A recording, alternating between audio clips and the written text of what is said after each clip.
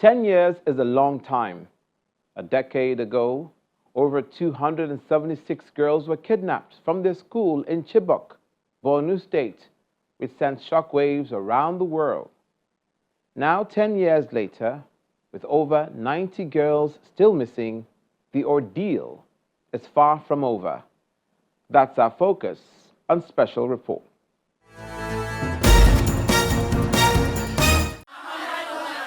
Little did the 276 girls of Government Girls Secondary School, Chibok, know that the last time they saw their parents before April 15, 2014, will be the last time many of them will see their parents and family for a long time.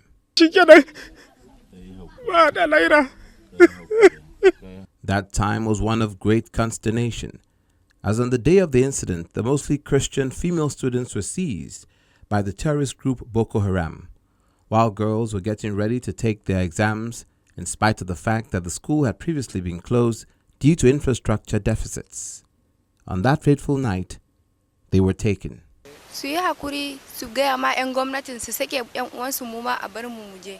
A dramatic escape of 57 of the schoolgirls occurred immediately after the kidnapping as they jumped from the trucks on which they were being carried away.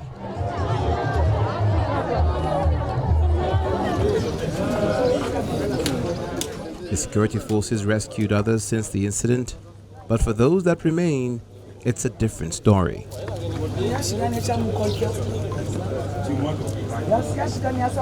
Boko Haram, the perpetrators.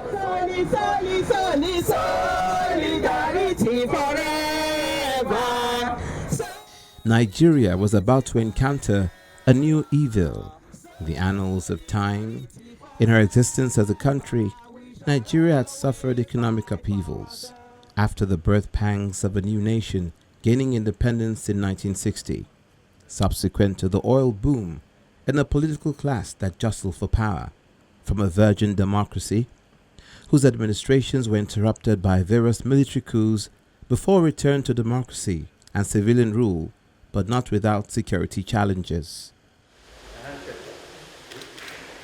And one of the most severe came during the administration of Dr. Goodluck Ebele Jonathan, in the form of the abductions and violent enterprise of Boko Haram, the terrorist group.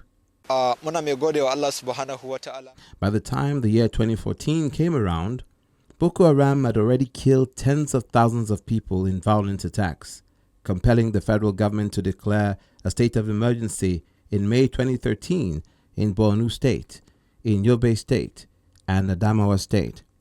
But Boko Haram was about to add more pages of infamy to their book of notoriety by targeting schools since 2010 and killing hundreds of students by 2014.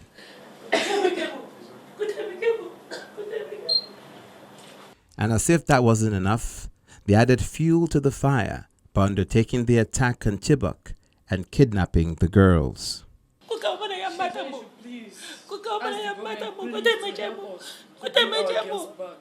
The girls were 16 to 18 years of age. It was a girls' secondary school. Their parents being of modest income. There were 530 girls registered to sit for exams, and disparaging numbers of the kidnapped were given until local police disclosed that over 276 were taken, the exact number not known. It's really difficult to explain because as a community you have different feelings around what really happened 10 years ago.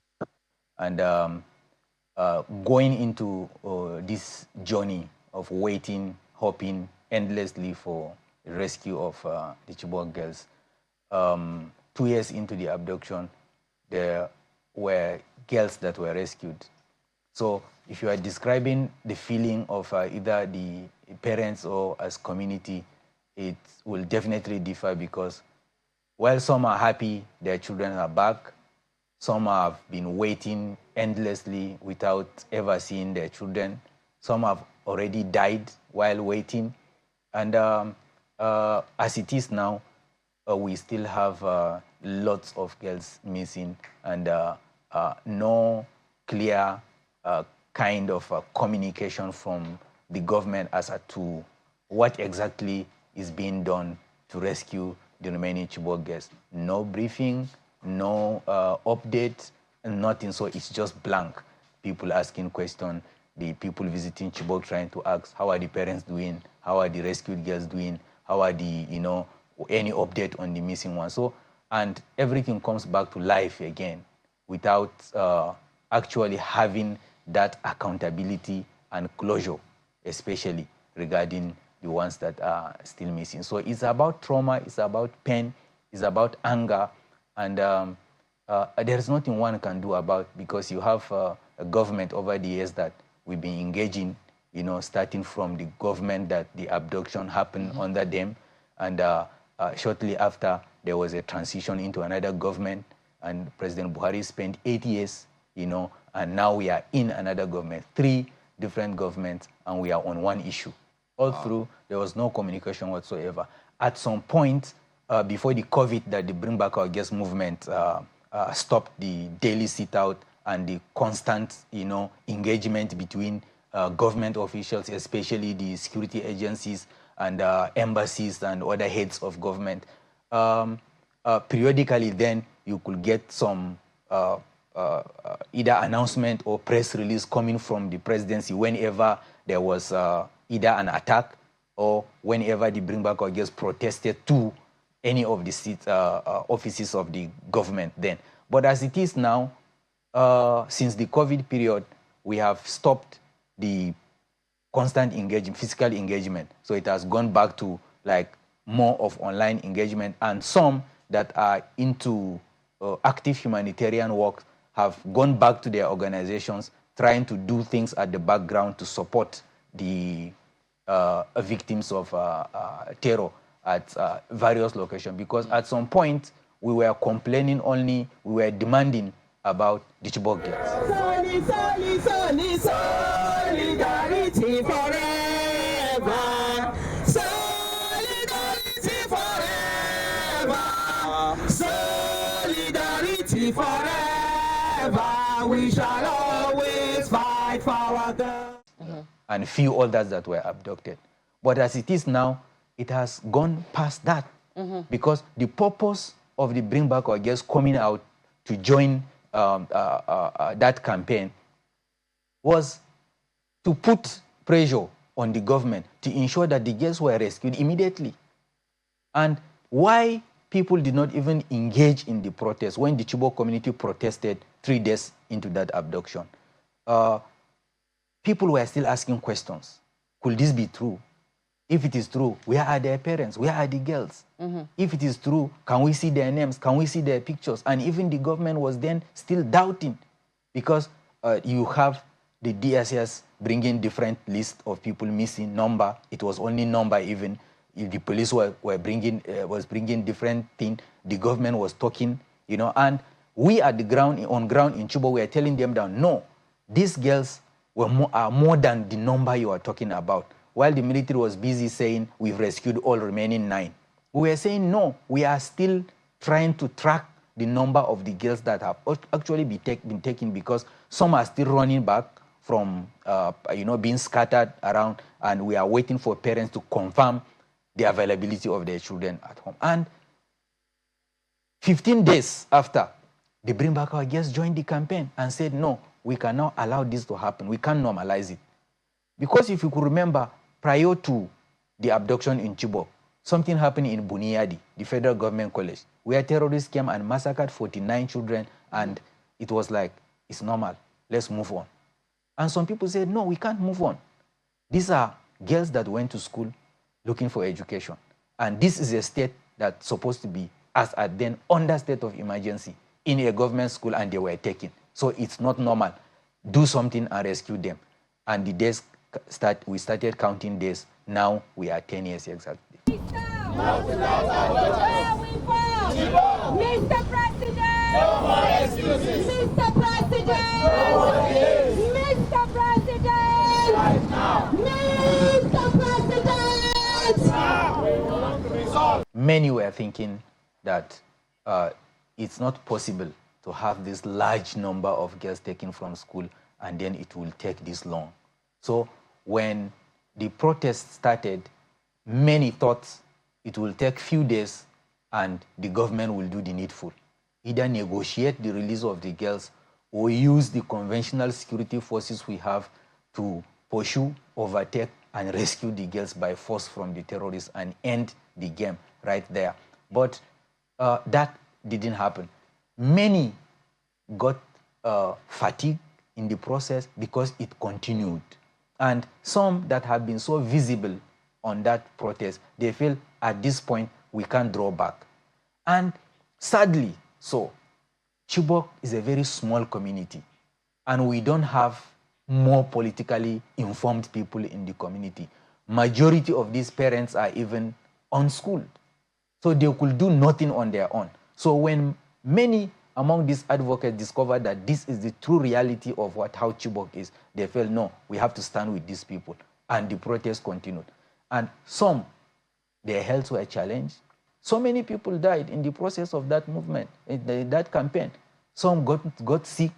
And if you could remember, the anger is, you are advocating for girls that were taken to come back.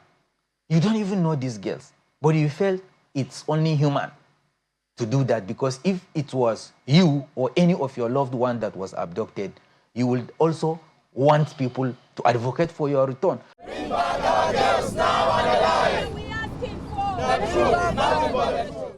According to data from Bring Back Our Girls and Chibok Parents Association, in the 10 years since the girls were kidnapped by Boko Haram from Government Secondary School Chibok, Borno State, on April 14, 2004, 91 girls remain missing. 185 have returned from the 276 initially taken. 48 of the girls' parents have died. In the midst of a 1.486 budgetary allocation from 2017 to 2022 in respect of the matter, while in the past 10 years there have been 38 more instances of school abductions. 1,952 students kidnapped. 1,778 students either released or escaped from that number. 160 are still missing and 14 have died. Habiba Balogun is Lagos coordinator, Bring Back Our Girls.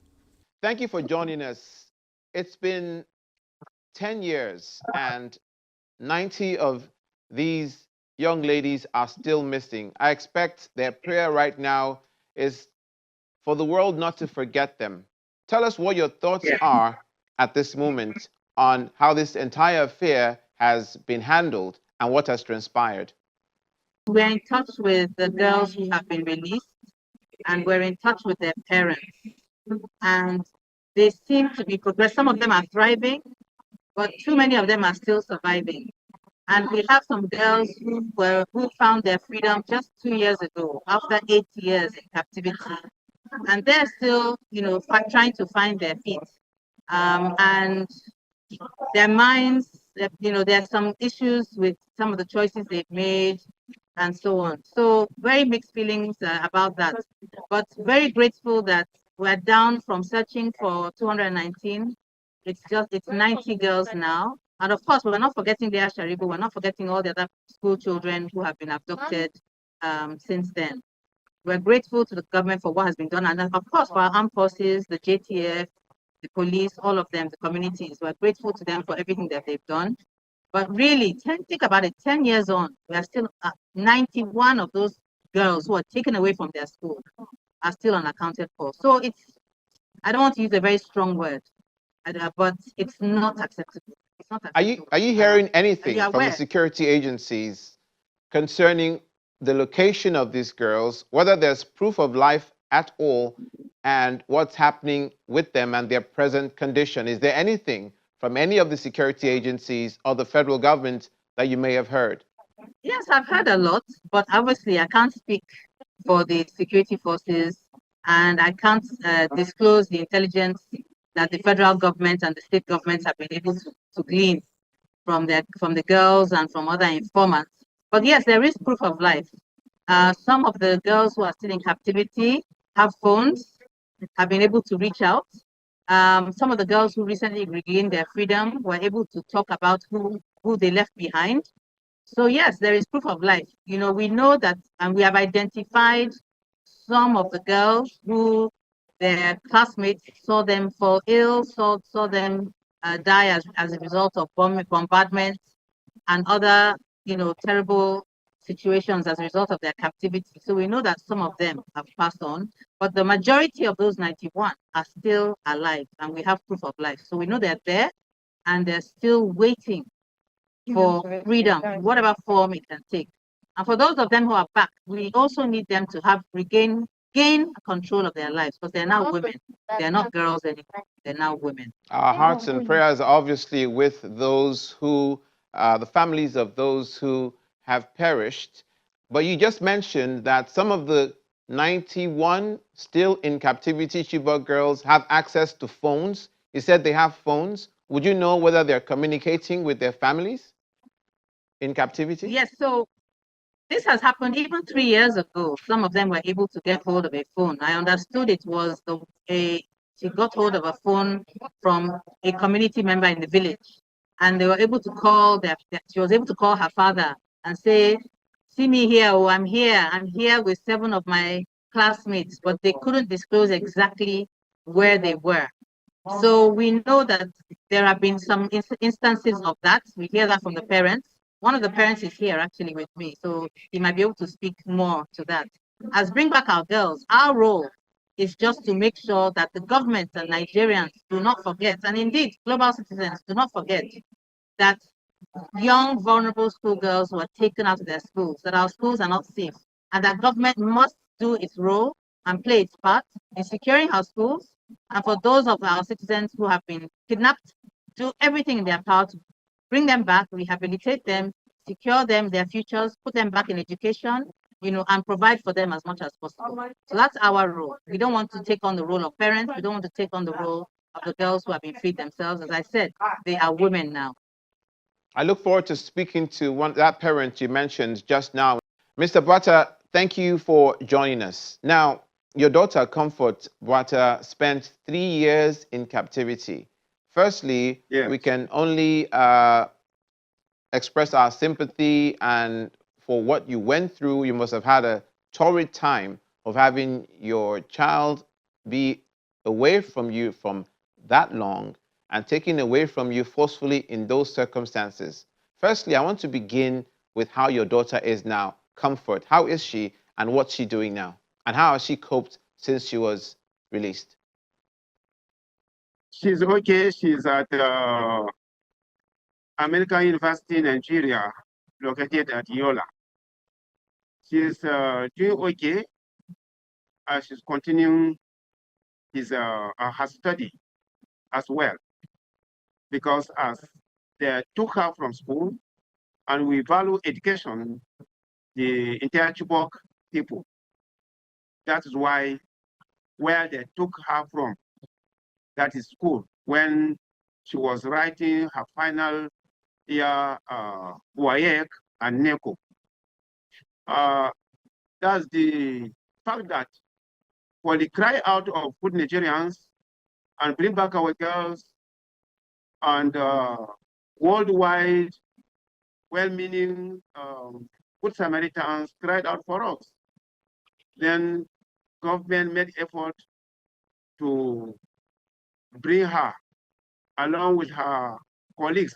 That's 82. When she came back, I want you to cast your mind back for me to that very moment you reunited with your daughter, Comfort, after 3 years of being in captivity. When she came back, what did she say? What was that encounter like? When I was invited to Abuja, even though before I was invited officially to see her alongside with her colleagues, there was a time I do come to observe the sit out with the Lagos family, that's Bring Back Our Girls, Lagos family. And there was a time a soldier came here to observe his daughter's wedding. And it happened that that soldier was one among those securities that are at Sambisa, searching for the Chibok girls. And wherever I go, I move around with my daughter's picture in my bag anywhere. So on Saturday, I was at Falamo for the sit out. Then one of the cousin of that soldier asked me to come along with him at that soldier's daughter's wedding at Asante Barrack, or which I went there with his picture. I gave him when I was, narrated to the man. I gave him the picture of my daughter. That wheresoever you are searching for these girls, this is the picture of my daughter. So please. So when they released the 82, I gave him the whole identity of her names. So he now called me and told me everything. That thank God, what the comfort is now one of the 82 released by the government. So I was screaming, jumping out, feeling joy, happiness. That's what really happened. Thank you very much, Mr. Yahi Bata.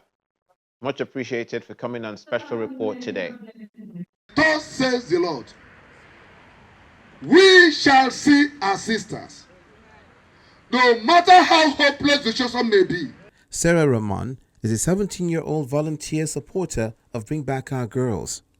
Sarah, you were so young when you began to be involved in the Bring Back Our Girls campaign group to recover and to get the girls that were kidnapped from Chibok. And you're still young now. Yes, what sir. made you start to get involved at that time? How did you understand the situation at that time?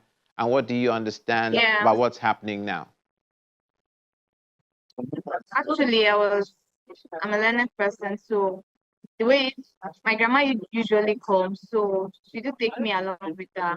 So subsequently, me coming 2-3 years, I began to understand the concept of what was going on, and probably I do hear it over the news, hear it everywhere, and then I now got more enthusiastic to really know what's happening and putting more interest in doing that, because I feel like if this has happened to me, what will have happened? Sometimes I imagine what they go through, how it happens. It's really appealing. So you were 10 years old when you heard about when you got involved, and you're 17 years old, right?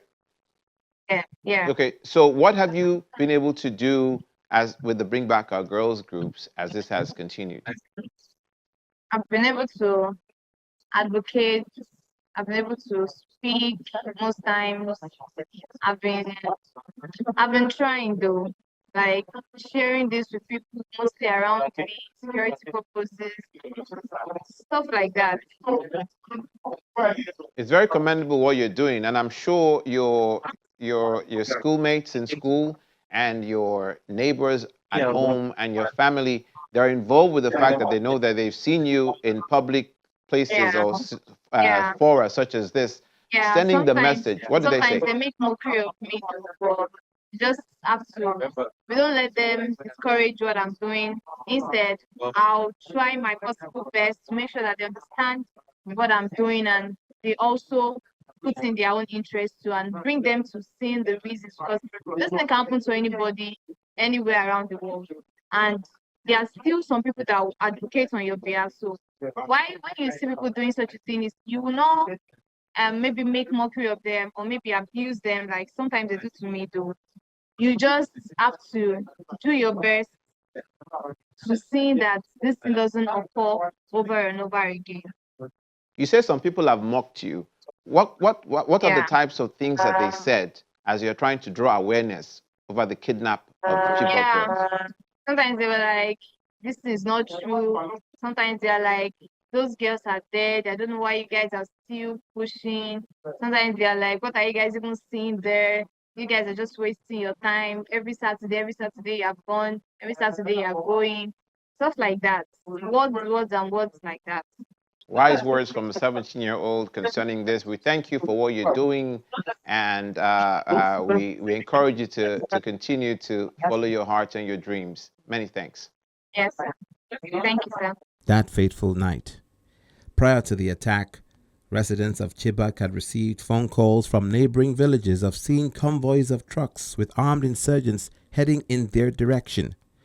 The kidnappers wore military uniform, pretending to be soldiers, infiltrating the area, overwhelming the security presence there, In the attack that lasted about 5 hours, no reinforcements sent to help the community, the girls were taken away.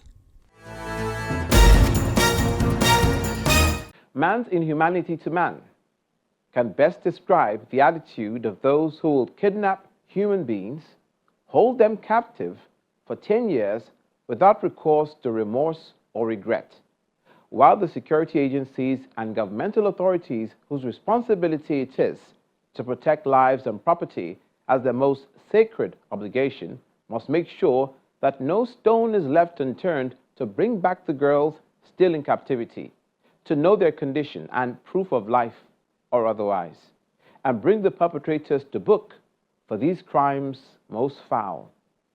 For Special Report, I'm Olumide Macaulay. Thank you for watching.